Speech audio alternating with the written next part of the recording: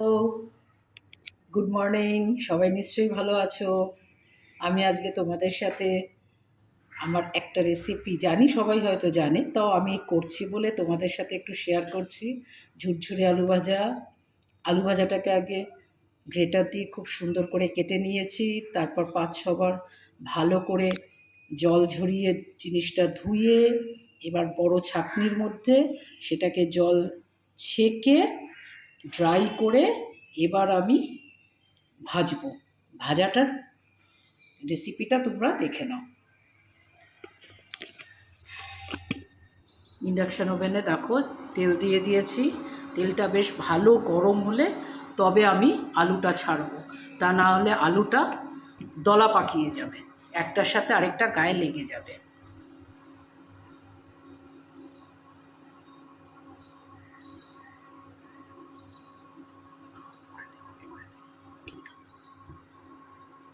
তেলটা ভালো গরম হয়ে গেছে।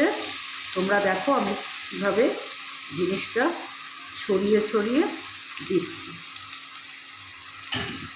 কিন্তু এটা কন্টিনিউ নেড়ে যেতে হবে, না নাড়লে জিনিসটা একসাথে লেগে যাবে, জিনিসটা ঝুরঝুরে হবে না।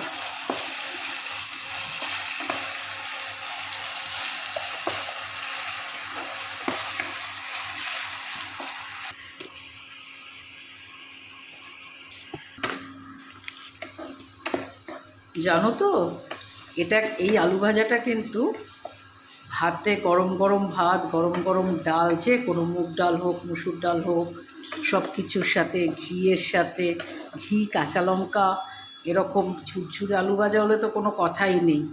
দুপুরের ভাতটা হয়তো একটু বেশি খেতে পারে।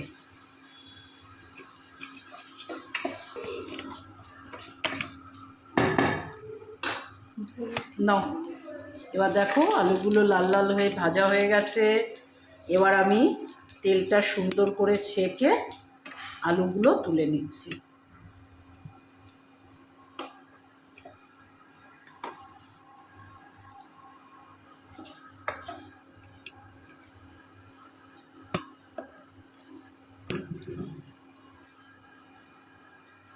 আমি একসাথে সব ভাজিনি, সব ভাজা উচিত না। এবার লাস্ট একটা দিয়ে দেব।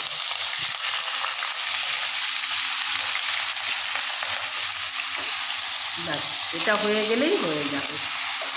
টাটা।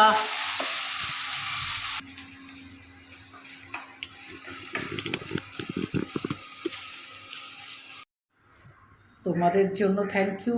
এটা হলো আমার ফাইনাল রেজাল্ট, দেখে নাও।